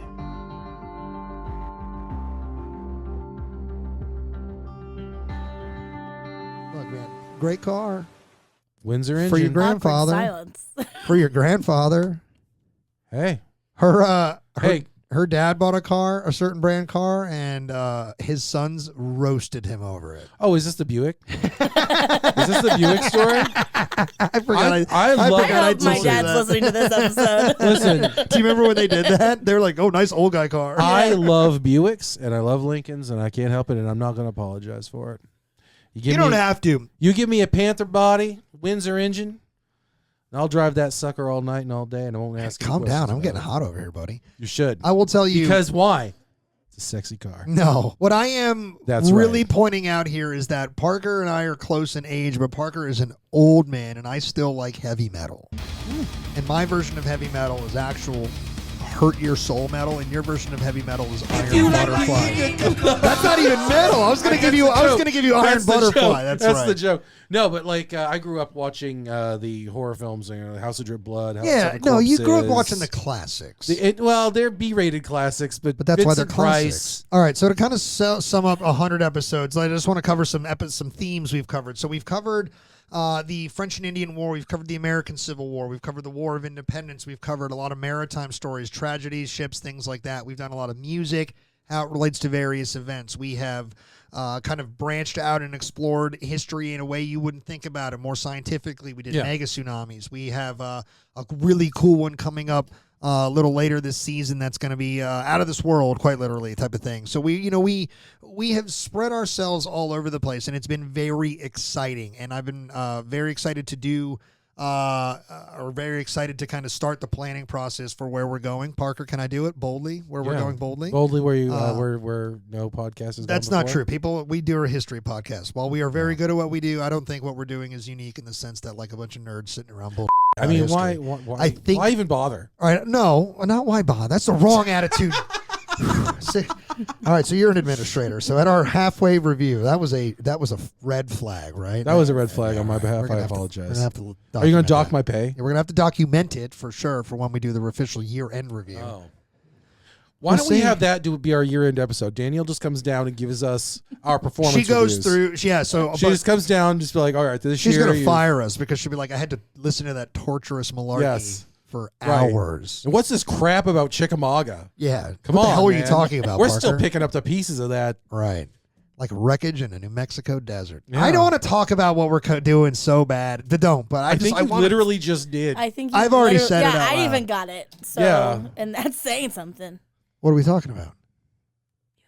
Roswell. That's right. It's coming. All right, so before we get to that stuff, so we've talked about all these varied topics, and it's kind of opened the door to new topics that you might not have considered. Baseball, we did the mega tsunamis, things like that. There's lots of new stuff coming. So looking ahead, we have some very cool episodes coming up with some friends of ours, Kyle Dalton. We have the return of Kevin Duffus, the pirate episode guy, the guy that kind of blew the story of Blackbeard out of the water. He's back to do that again with the Lost Light, the story of the Fresnel lens, of the Hatteras Light, things like that. So there's lots and lots of cool stuff coming up. So it's cool to have all these doors open for us, Parker. For you and I, very hyper creative guys, I would say. Right now, the sky is quite literally the limit, and it's exciting because we're burning with jet fuel. So looking at the first half of this season, kind of the launch of all this, because you're now in the rocket ship with me. You're in the side saddle. We're in this new world. We love Matt Borders. Speaking of what's ahead, Matt Borders' archive is going to start playing out. We did at the end of Matt's time and his send-off say that we had a couple episodes already recorded in the hopper before a lot of things changed and we had to rework what we're doing here. Those episodes have been polished up. Those episodes are going to be coming out later this summer and early fall. So look for the Matt Borders archive. I believe we do have 3 more of those in store for you. But so looking at, sort of what we've done this year as we launched the new 2.0 version of the History Things podcast, we got right out of the gate with a great set of episodes with our friend Matt Callery just to kind of get our feet under us. We figured if there's ever a safe place to go, it's to talk to Matt because we always have such a great time with Matt Callery. Comes down from the Addressing Gettysburg podcast. And it was great because we had just come off, we've referenced it already, our time in his studio for his show when we went up as guests. Yes. Late, I guess Christmas. early winter around It was Christmas Pat time. McGuire Christmas special, if I remember. Is that what he correctly. called it? Yeah. Is that really what he Yeah, called and it's it? a picture of me. We and did it's- like nothing Christmassy. the thumbnail is me holding a guitar, and it's the Pat McGuire Christmas special. We did like nothing Christmassy. I'm not wearing my sweater. I'm black. I'm wearing the same beanie, black hoodie. I have my sunglasses on the whole Sounds like it time. has to happen again. I'm sure it Patrick will. McGuire goes all out for Christmas. I mean, have you seen the pictures of the last time we did anything Christmas here? I think I'll throw them up there on Instagram. Yeah. But like I wore the sweater of sweaters. Oh yeah, we that was one of the sweaters. Remember we There's had lots to- of sweaters. I we do had the have tree up, and I was like, no, we're not taking that tree down. Tim Kirchin was here when we had that. Well, Well, that's true, and yeah, I mean that tree I was did. like, It was hard to let go of Christmas this year. it really It was. felt good, and and the storm clouds were coming, and I wanted to live in the good feeling for a little while longer. Sure. So, and I don't mean the storm clouds relative to the podcast. Just life got crazy, as I'm sure many of you know. And then, just like Lincoln before you, you said, I have to use the tools that we have. No, just like Lincoln before me, I said, honey, do you want to go to the theater tonight? You can laugh at that. That's funny. It's all right. You know what happened to him I at the think it'd take a theater? load off I my know what back. happened to him at the theater. In fact, you have also been talking about that with our daughter, who is learning all about it in kindergarten. That's true. My daughter actually helped me learn that something I thought was apocryphal isn't apocryphal, that Lincoln actually at times carried correspondence, paper documents in his stovepipe hat. I thought that was just some made-up like the cherry tree stuff, right, with George Washington. And no, apparently there's validity to it. I didn't tell you this yet. But I learned that from my 6-year-old, so how rad is that? Last weekend, me and the wife and the kids. That's getting beeped. Nice. That's not staying in. Me, the wife, and the kids. We went down to the National Museum of Science and Health, or whatever it is. There in that museum, they've got the bullet that killed Lincoln. They got pieces of his skull, pieces of his hair, and they have Dan Sickles' leg and cannonball. Oh. That still exists, and it's there. Dan Sickles sent it to the government. Well, we know that because that's where he would go visit it, and he would bring his friends, like, look at my shattered leg. And it's still there, and the bullet that killed Lincoln is there. It's so crazy to see that. I don't know that I want to see that. It's interesting because it's like flattened. You know what I mean? It's like it's. Well, yeah, his skull and the lead. You know why it's flattened? I do know the why bullet it's hit flattened, the hard surface of the skull. And and then went through and ballistics. It's basic ballistics, Of course, everybody knows that. Yeah. Well, I learned so much from seeing. I Anyway, buddy. So I think we've gotten off with the strong foot with Matt, and then we had our first baseball conversations with Tim and Jeff Kirkjian, as well as Andrew Miller. We looked at the dead ball. Yeah. How great was that, just to kind of look at early 20th century baseball and just evolve from this very niche thing into this like mega juggernaut, and this is why we're going to have Tim back, because it is evolving past and beyond being a juggernaut into something a little sadder, but simultaneously beautiful because of how accessible things are. But anyway, so baseball, not just on the horizon, but we got it finally, into our series here. So that was fun. And then we were like, all right, enough experimenting, enough new stuff. We want to get back to also what we liked and what we built ourselves on. So we talked about Appomattox, which was great in April. We talked about what it was like for Melissa Wynn and Dana Shove to kind of move from the managing editing and photography work and things like that over at HistoryNet as they signed on with the National Museum of Civil War Medicine. So it was great to catch up with them and talk about all their work coming up, like the Faces of the Union Nurses, which is out. That's that's out happening right now. Yep. So if you're listening to this in the month of June or July 2025, you're going to want to get to wherever the display currently is, whether it's at the museum in Frederick or to the Clara Barton Missing Soldiers office down in D.C., things like that. But you're going to, and I believe it's going to go to the Pry House at some point on Antietam Battlefield. But it's definitely one of those things you're going to want to catch up with them. They've done a fantastic job elevating those stories. So we've done lots of that. We've done Little Bighorn. Finally, Sarah Miller. I was going to say, let's go back in time because Sarah Miller returned to the show. Yes, and she brought the heat. She brought the heat. We kind of went into that with, we knew it was going to be kind of a different thing than the Lizzie Borden episode, though. We could not stop talking about Lizzie Borden. That was... It was like Lizzie Borden Part 2. Have you ever just done something and you're like, I did not expect that to become as big as it was? It's called Willie the Deuce. Falling in love with me, starting a family 2 months into our... That was a silly question. All right, so Sarah Miller came to talk about Mary Surratt. And I was talking about, we couldn't stop talking about Lizzie Borden because that episode... went from something that we weren't sure how it was going to be received, because I know she was going to be great, but what is our audience going to think when we do a kind of true crime, which is why we were like, let's pick a historical true crime so we can kind of keep it in a safe space. And boom, nuclear explosion of success with that episode, especially because we don't, up until recently, utilize our YouTube channel very well. Essentially on YouTube, it was just a static picture and the audio version of our podcast. So that's all listeners got. And because we were constantly figuring out how to actually do this show, that was an episode where we had mic issues. Oh, yes. Where Matt's mic was real low. And that episode none of that affected it. It is the most downloaded single episode of the entire show.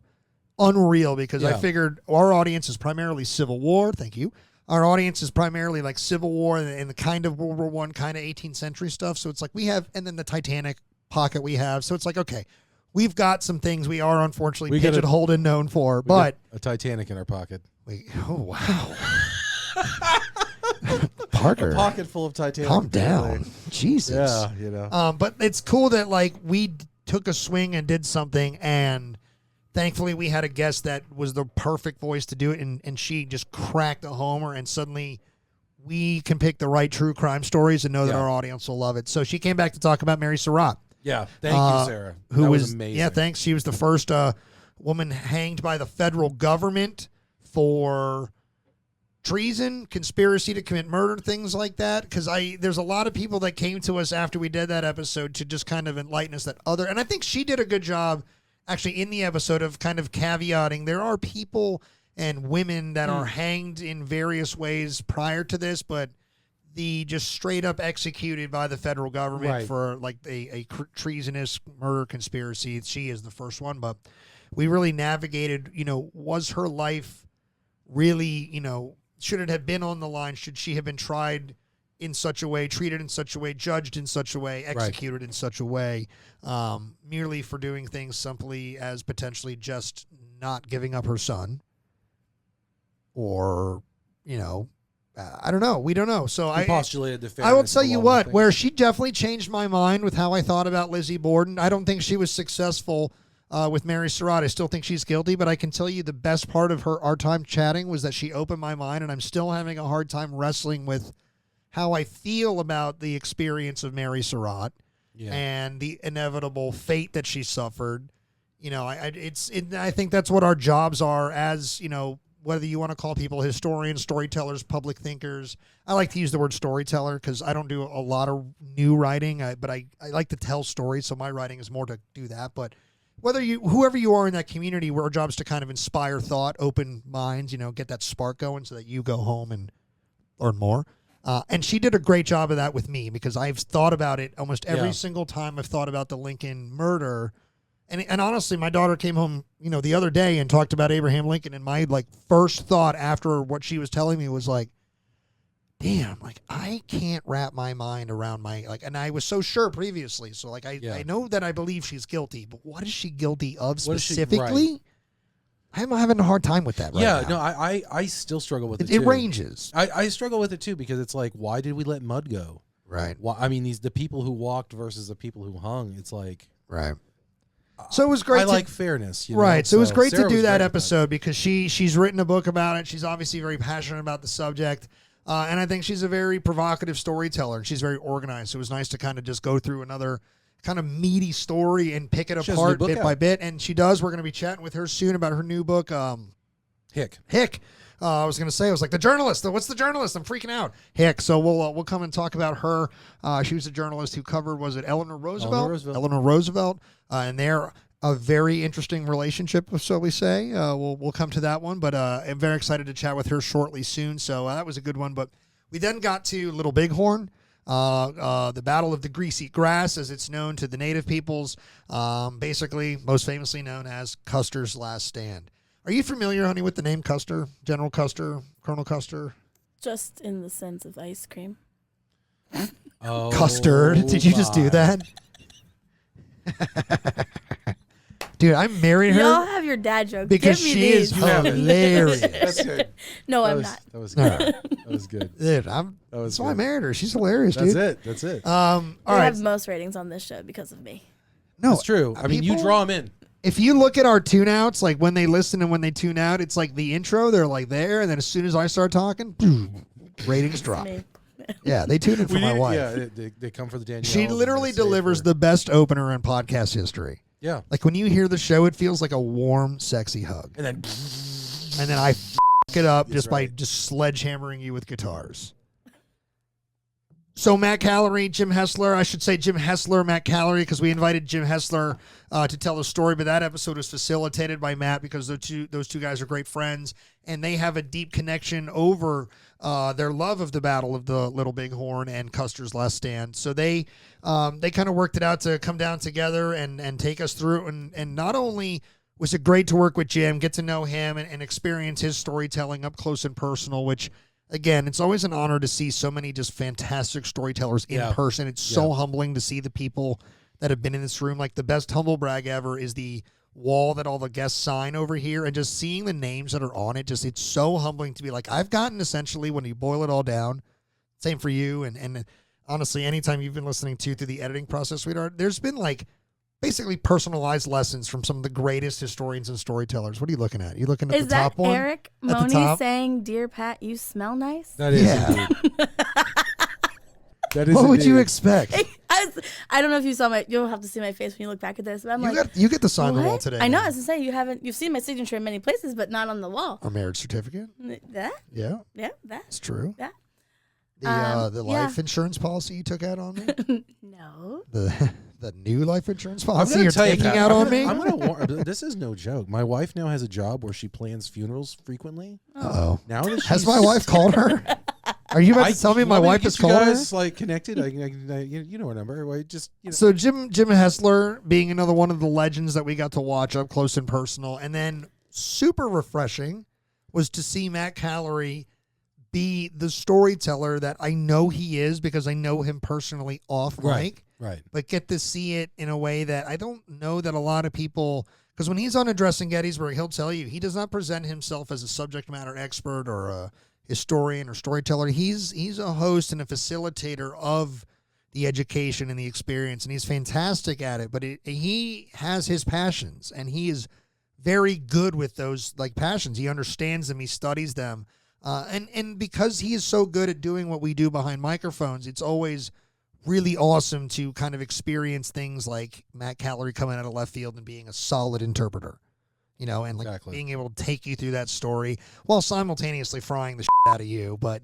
no, take you through the story, and it was fun, man, just to kind of see two things at once. That there is yet another fantastic storyteller sitting in my basement telling the ins and outs of a famous story to me personally. Yeah. And also one of my friends just kind of showing for one of the first times that I can tell like that he has his own interpretive chops, and Right. he's fantastic, and he should do it more. So that was great, and I think that's out right now, along with our Cunard episodes, which we came back to those. So the maritime theme in our show, we like the big ships. I know that. As said in the intro. That's Yes. it, right? Do you know who do you know the name of the ship that comes to save all the passengers from Titanic? Do you remember that one? I'm sure you've told me. No, I just third and final question. See if I just completely fail at educating anything. No, I just don't have a good memory.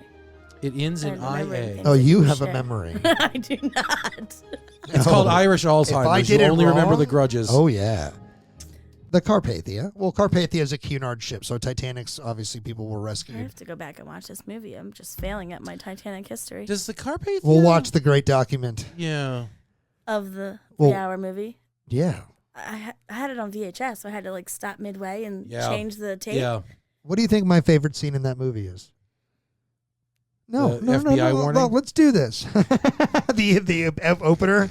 Good job. What do you think? No. What do you think? Because I guarantee you're wrong. I But tell probably am wrong. me what you Well, I think. know it is. what I Tell me what you think it is. first comes to mind is obviously the sex scene Like in the car, in the car with the over handprint. over the scene where you actually see the good It's stuff. not the paint scene. Oh yeah, I actually was going over sex scene, not the car, not the painting. So the drawing, Even like the one of your French girl. French girls. I would definitely rate that over the scene in the car. I mean, unless you're really into palms. Yeah. However, my favorite scene, it's all right. My favorite scene in the movie is when the Irish guy, Tommy, Shocking. I think it's Tommy. You're back to Irish. Tommy O'Ryan, I think is his name, or Tommy Ryan or whatever. Sure. There's the scene where they're finally they're locked up, remember? And then they break through with the bench, and then they walk past, and the Irish guy just f***ing decks the White Star guy. Oh yeah. Yeah, He hits him with right. that straight. That's my favorite scene in the whole movie. My favorite scene is when we learn that Rose is a really good axe thrower.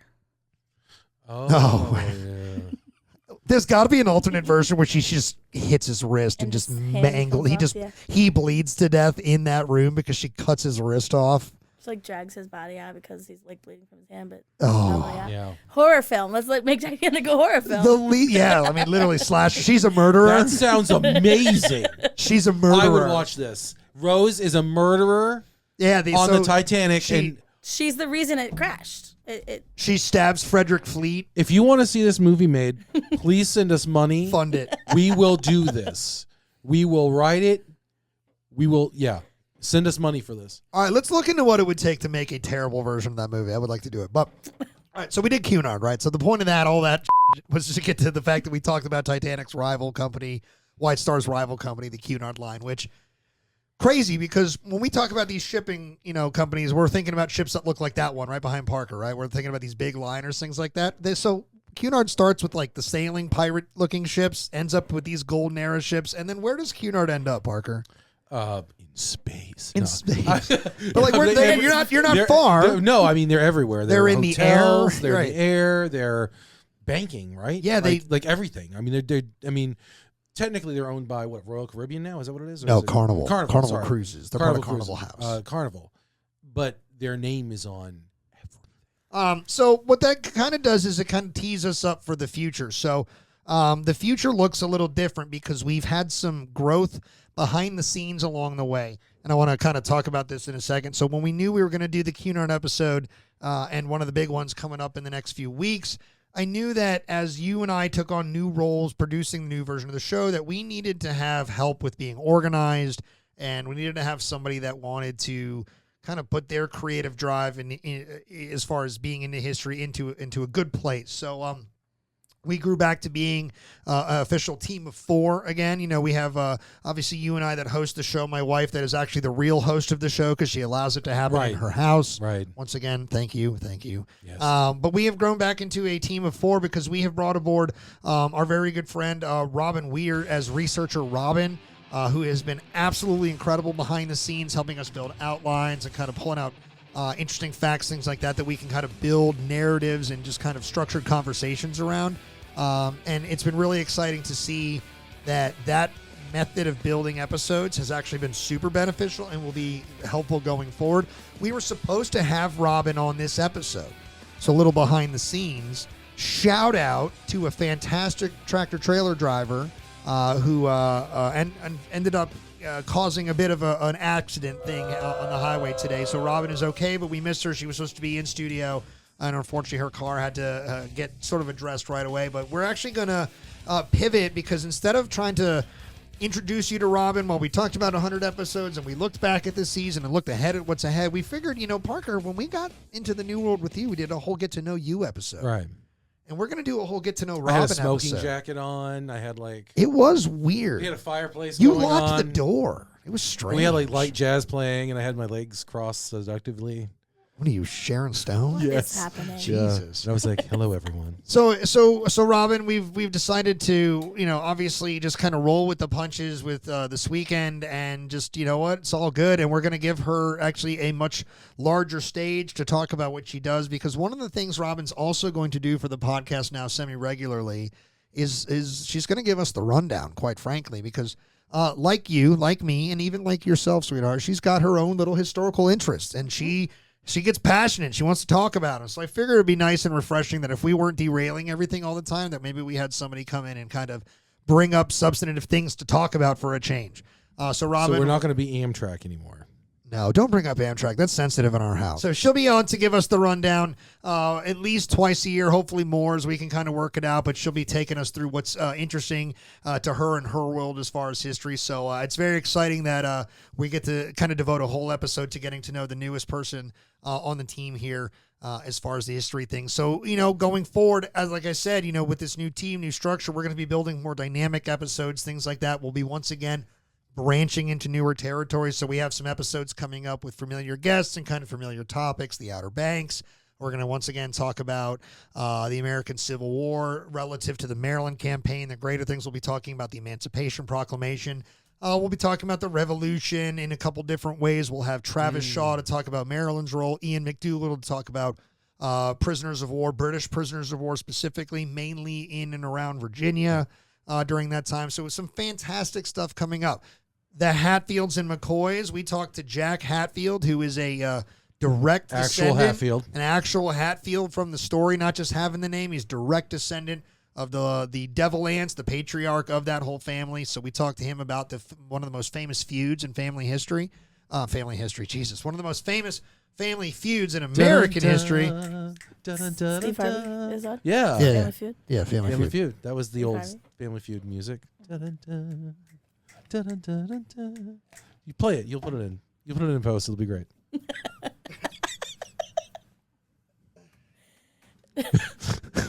Anyway, so there's lots of exciting stuff. So I would say without doing a long preview of things to come, Parker, do you have any things you're super excited about, whether it's Grilling History, some specific episodes we have coming up, anything in the next few weeks that's kind of like you're like, man, I cannot wait for this to come out or to just simply record it? No, yeah. All right. I'm looking forward to a lot more Grilling History. That's coming right All right, up. yep. The Sarah Morgan stuff is going to be fantastic. I got a text from Rich Condon mid-episode here asking what time we're going tomorrow to do it. So See, yeah, Rich, excited to go to Gettysburg. I'm so excited about that. I'm so excited about some of these shows that are coming out.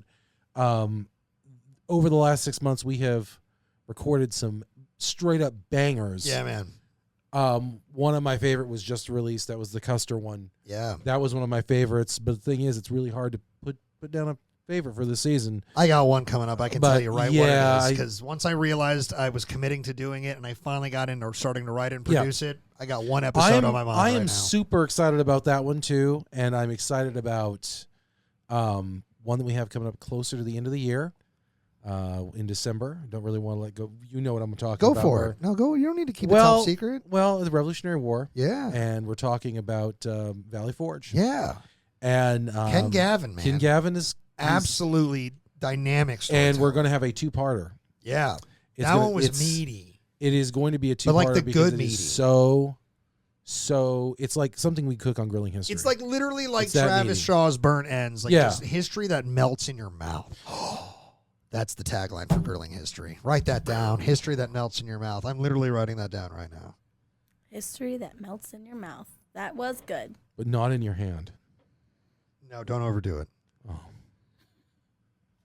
I always have to go one step too far, right? Yep. That tracks. It's a disease. They tell me. You're doing it again? Yeah. I told you. That was 2 steps too far. That's the first time to go to recovery. That's how you know it's a recovery, when you keep going and going and going. Okay. Oh my. Babe, save us. Bring us back. Help. I'm blinking now. Matt Borders just shows up with like a minivan and go, I don't know which one of you to save, but get in. Matt Borders is like, I'm back. Oh, Matt, what are you doing here? No, I'm just kidding. Yeah. That would be funny. Miss you, buddy. So anyway, the biggest one that I'm excited about coming up, just because I'm such a geek for it, is we're going to come to the story of the alleged UFO crash at Roswell in July of 1947.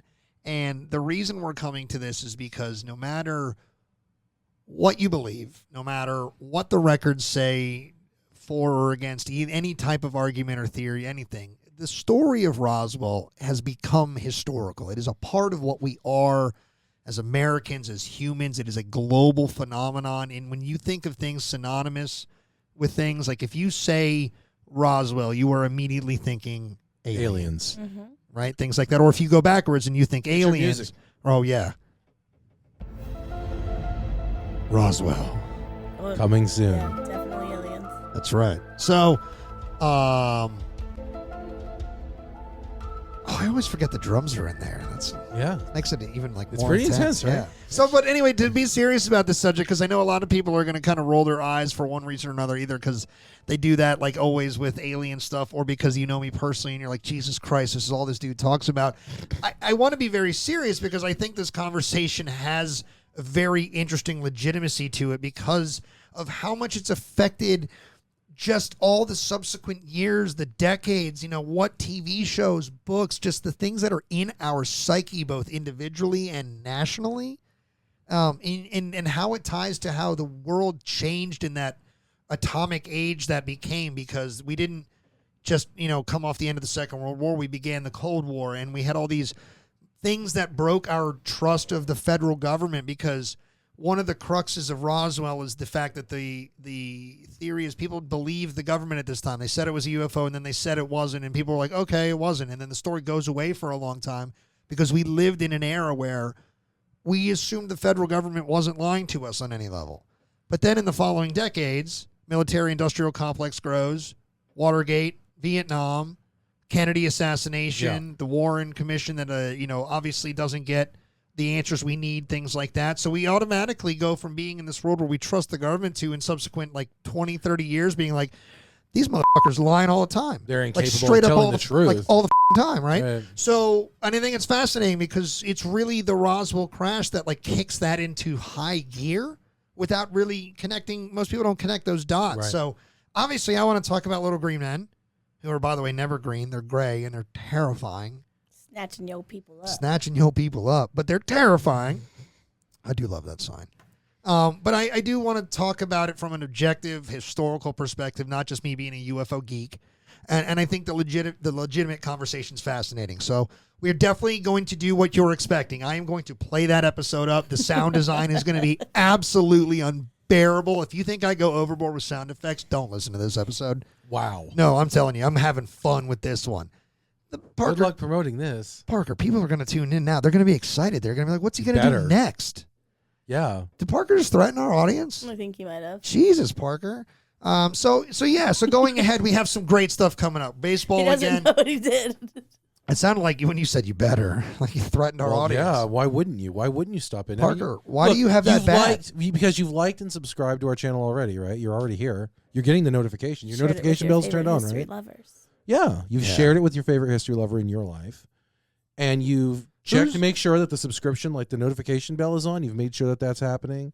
You subscribed to the channel. You've liked. Who's a history lover in your life that's not me or Parker or anybody we know in our immediate world? Like somebody I don't know. Who would you share this with? Well, it's been a great episode. Wait, not someone you know? Yeah, and just like a friend or like a family member, somebody that isn't going to stick out to me immediately because I feel like you're going to be like Parker. No, I would say my dad. Yeah? My dad has always been very into history. I'll tell you what, I take that as a good vote. She'd recommend it to my father-in-law. That's really good. That's great. That's great. I'm proud of myself. He's always now. trying to tell me all the things and inform me about history. Again, I was not history was never my thing. High school, 10th grade, World War II. And then I met you. And so now it makes more sense. It's easier tenth grade. Now I just got to get my wife to watch Band of Brothers with me. So. Oh, yeah. All right, you having just watched it, can you just, without telling any stories, vote yay or nay? Should she watch it? Yes. Yes. Oh, my God. Are you about to caveat or do you about to get yourself fired from the show? Uh-oh. I vote yes, you watch it. Okay. It is a wonderful piece of cinema. It's the same thing I say about Night to Remember. It doesn't have to be about a topic you're interested in. It's fantastically shot. It is a fantastic piece of critical film. All right, I'm freaked out because that was a lot of extra for just you should watch it. You should watch I it. felt like you were about to caveat and be like, but, and I was like, No, dude, no. There's no buts. Everybody I know personally that is a history was great about show. to crawl out of the walls and fight you. Rob No. Ambrose is already He's on his way down here? already driving from West Virginia to kick your ass. Matt Borders, help. Yeah. No. Parker's blinking. No, Matt Borders isn't. See, he's coming to kick your ass too. Oh my goodness! So No, I love that. All So of we're those gonna. people who signed that wall, they're on their way. That's Oh my right. God. So we're gonna be getting out I'm of here about in a ready to minute get my ass kicked. because we need to take a break because we launched so fast. Like I said, we were burning with jet fuel. We are at mid-year, so that means it's time to sort of take stock, reflect, recover, recuperate, drink that Pedialyte. Summer showed up real early this year. As soon as we're done with this, God. we are literally unplugging and getting ready for our next show. That's not a joke. We do have a lot going on, but we have breaks coming up. We have vacations coming up very shortly. Cannot wait to be taking them, honestly, because as much as I love doing all this, I do need to take a break once in a while because if I stay fresh, it stays fun. And if I don't stay fresh, it becomes unfun. That's right. Like an onion in your fridge for too long. Squishy and not plantable. That's a good way to describe the show. Squishy and unplantable. That's nice. That is the most disgusting thing I've ever heard in my life. All right, so let's wind things down here. That was a tie-in to grilling history. You guys don't use onions. Squishy. No, we did grill in the first one. We put some grills. We had the onions in there. We got the grilled them, and So you ate the onions, I did on my burger. Yeah. not him. But I have eaten onions in front of you. You have seen it. Did you have some of the onions that I cooked up? No, the grilled onions that I made. Did you have those? I don't know. Oh, Maybe. okay.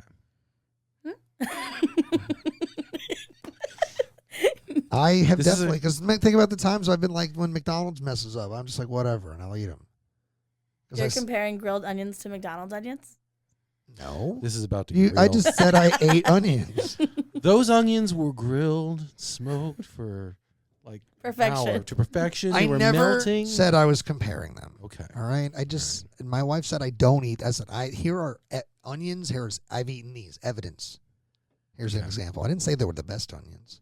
You have the They're not onions the with best you. onions. They're kind of okay onions. I'm not gonna lie. All right, so winding things down for our mid-year here, we have had an absolute riot. Getting into 2.0 version. A lot of great, exciting things coming up, so stick with us. Check in on our social media, Facebook, Instagram, YouTube, by searching for the History Things Podcast. Send us emails, historythingspodcast@gmail.com. Parker gets all those personally, so you'll get a nice, heartfelt message, a nice, long coffee message from the Spirit, the ambassador of Maine himself.